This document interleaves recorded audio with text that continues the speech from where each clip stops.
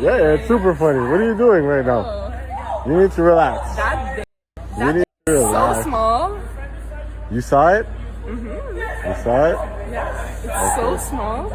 What else? Tell me. She gonna try body shame bro after she gets rejected? I mean, look at her. This woke woman is an absolute mess. Oh!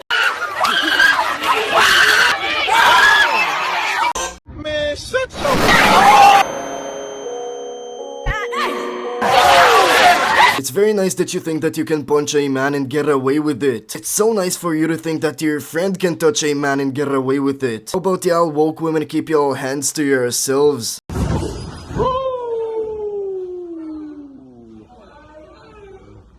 Alright, got the wind knocked out of you? I don't know why women go so hard in sparring. I'd definitely rather spar a trained man than an untrained woman. All jokes aside, if a person can't control his power, in fights it could get very dangerous. Komm, Max, trau dich. Deckung schon oben.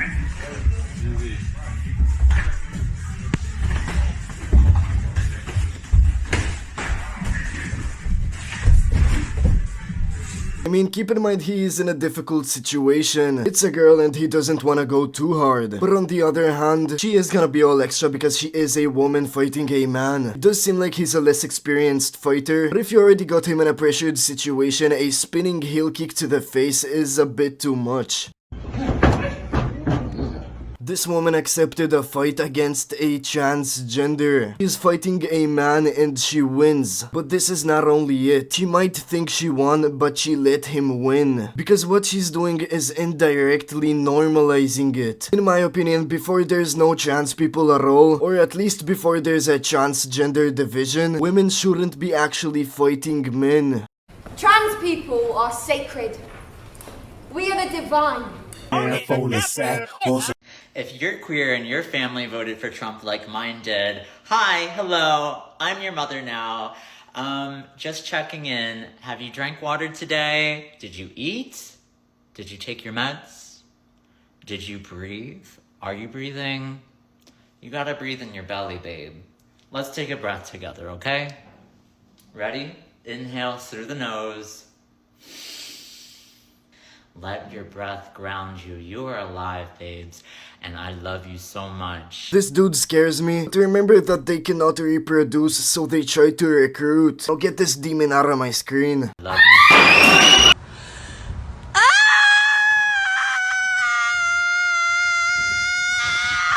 That must be the weakest scream I've ever heard. Did you know the verse about being gay was actually proven to be mistranslated? It was originally forbidding philia, not homosexuality. Thanks for your question and your statements, but it actually hasn't been proven. People have tried to go back and try to say that it was actually boy, but if you look at the actual Hebrew, it actually says man in Leviticus. Then also we have throughout other places in the Old Testament and many places in the New Testament that talk about homosexuality. The Bible is Greek and Hebrew and it's based on Aramaic. Homosexuality is an English word, so the English word homosexuality came about actually in like late 1800s, but it actually is referencing something that the Bible clearly points out. It says a man left the natural use of woman and he lusted after men, and women left the natural use of men and they lusted after women, and committing what is abominable. It's not just the word, it's pointed out very clearly in the New Testament and even the Old Testament. If you actually study where people try to twist it to say pedophilia, men shall not lie with boys back in Leviticus, it's actually not true. That's false, and it actually does say man. Unfortunately, this kid was already recruited. We lost another one, boys. I know the Bible just a bit, and I also read Hebrew. I can guarantee that the Bible condemns homosexual relationships. I don't know who keeps on lying to these kids. Definitely not woke adults, alright? Between these two choices, who would you say is more likely to be supportive of the LGBTQ community? Oh,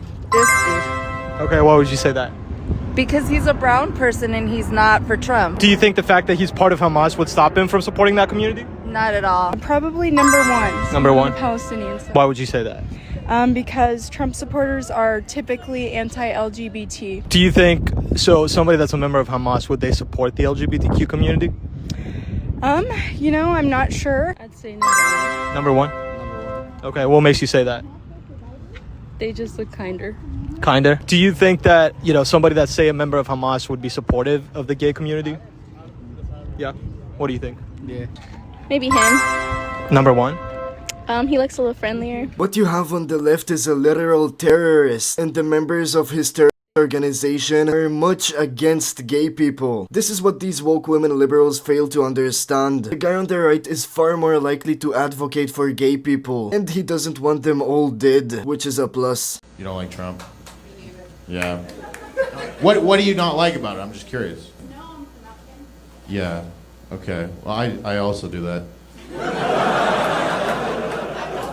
You guys saw the comics on the show earlier, right? And what do you do out of curiosity for a living? Translation. So like a Chinese person comes up to you and they're like, he hates Trump. Trust me, I translated it. What about the husband? Are you allowed to have an opinion in the house? No. What do you do, man? Yeah. That does sound like a guy who would date a girl that hates Trump. I was on the street homeless and then I found this translator. And I mean, I'm being an asshole for, like, that's why they're all here. You guys are just dumb liberals that bought tickets to the wrong show. Couldn't have said it any better. And if you ask me, that man definitely doesn't have a say in the house. No, you fucking gone Texas fucking 2 months. You don't care about kids. They're my kids, bitch. My kids. You gone. You gone. 1 year. You gone. Come on. Help. I'll break your phone too, bro.